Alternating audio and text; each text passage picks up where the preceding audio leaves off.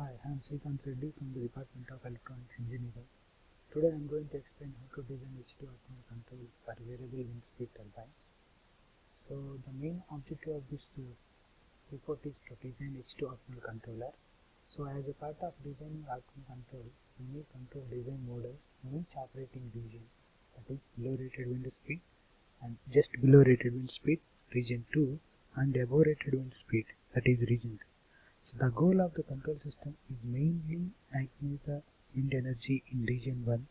The goal of the control system in region 2 is to keep the fluctuations below 12%, that is rotor speed fluctuations or generator speed fluctuations.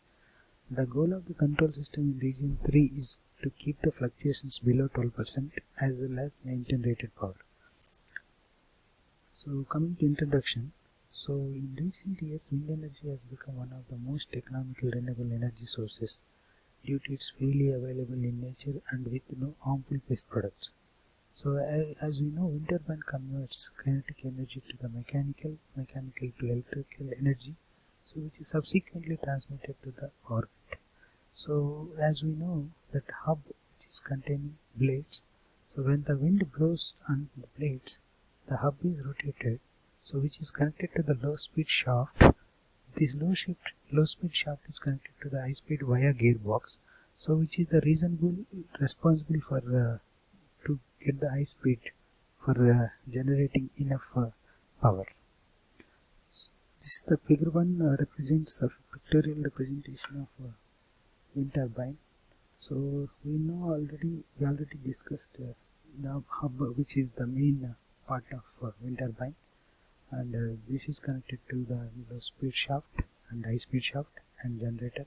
So the whole part is, we call it as nacelle. So and also we can see the tower also. So that entire wind turbine is based like we can keep that wind turbine on tower.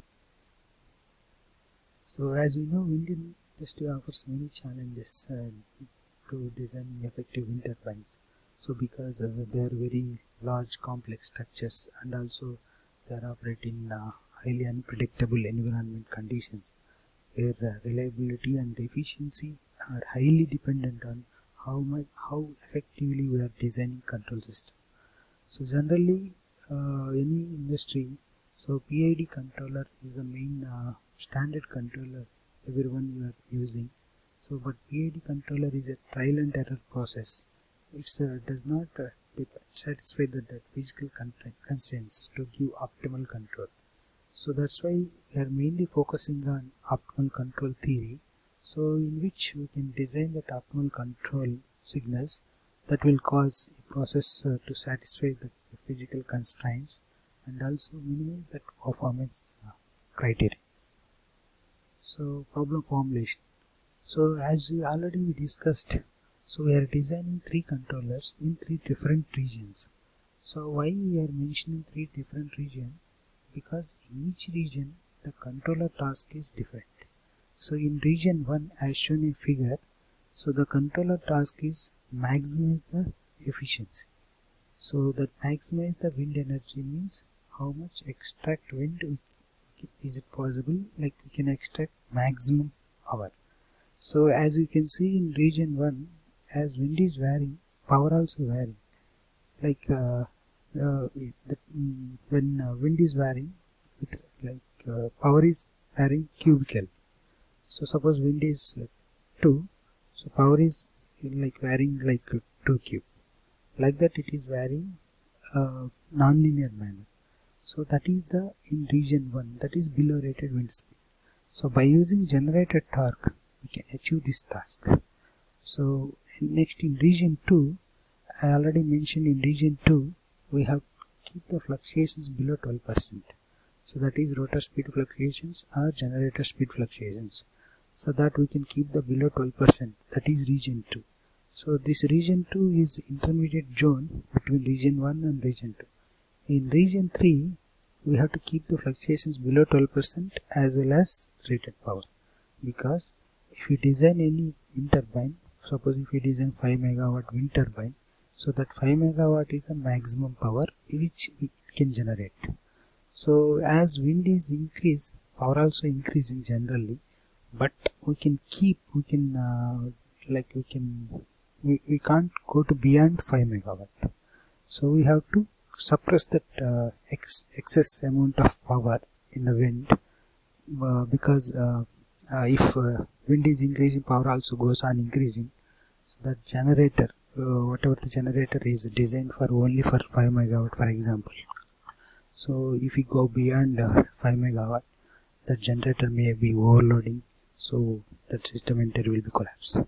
So that is the rated wind speed. So from that wind speed, we have to keep that power like rated power. So after that, some certain amount of wind speed, we can keep that power like rated power. So if wind is going beyond that rated wind speed, in above rated wind speed, like as you can see, above 20 meter per second, so we have to shut down the system, otherwise that wind turbine may collapse. So these are the control goals of in each region. So for the designing linear control in each region, so we need to get the linear model. So based on this linear model, we have to design the linear control system in each region. So wind turbine linear model, as we know, wind turbine is a highly nonlinear model. So in region 1, we have taken here 8 meter per second, that is the operating point, so around which we can linearize the model. Like that in other region also we can linearize the model around that operating point. So finally we'll get that linear model in the form of state space equations. As we know that state space equation contain ABCD matrices that denotes the state space matrices. That Y is represents the here generator speed, that U represents the control inputs generally, which is wind speed, pitch angle and generator torque, and X is the states. So by using that linear model, now we need to design H2 control problem formulation. Generally any system is corrupted by process noise and measurement noise. So according to H2 control theory, so the following configuration, as we can see that pictorial representation of H2 designing control. So generally we have to make the system with respect like Z and V. Z is the error signal, V is the measured output, W is the process noise or measurement noise, and U is the manipulated variable, that is control signal. So we have to represent the system as we can see in that equation, ZV equal to P of S into W and U. So that output is linearly dependent on that system P of S. So we have to design that control U equal to K into V. So in that way we have to make the system for designing H2 optimal control. So as we can see, according to this H2 optimal control, we have to get the closed loop relation between Z and W, because we have to reduce the effect, we have to reduce the error signal, that means Z. We have to minimize that signal by like this Z generally depends on W, like here this is the disturbance signal, so we have to reduce the effect on Z. So generally we have to represent this closed loop transformation function like Z of S equal to F of like function of P comma K into W of S. So we have to minimize the Z like here. So for like this plant we can have to represent like in the form of state space equation. So here we can see that the state space equations. So here Z is defined as error signal, W is disturbance, Q is weighting matrices, which is responsible for to minimization H2 on states, and R is weighting matrices, which is responsible for minimization of control effect. So here, so the closed loop transfer function between Z and W is look like F of function of F of P comma K. So we have to minimize that H2 norm of that particular transfer function. So this particular transfer function, which is equal to minimization of Z, that means minimization of this quadratic function, So that jet contains this minimization of states, H2 norm of states as well as H2 norm of weighting matrices. So here where f of p of k is represented in the form of linear fractional transformation. So this is the transfer function matrix. So we have to reduce the H2 norm of this particular transfer function. So in this way, by tuning this Q and R values, we have to minimize this particular transfer function. So the standard H2 optimal control is to find the stabilizing control K, so which minimizes the following this optimal following cost function. So this following cost function in the form of some transfer matrix which is equal to quadratic function which contains error signals. So these are the simulation results which we got by using H2 optimal controller. So the first figure is the time response of generator speed, that is control output, and generator torque. As we know, by using generator torque we can control the generator speed. So in mode 1 the main goal of controller is to maximize the energy. So that means we are not representing any fluctuations percentage. So here if we multiply both generator torque and generator speed, which will follow that non-linear curve. So figure 2, time response of generator speed, control output, and generator torque at mean speed of 10 meter per second.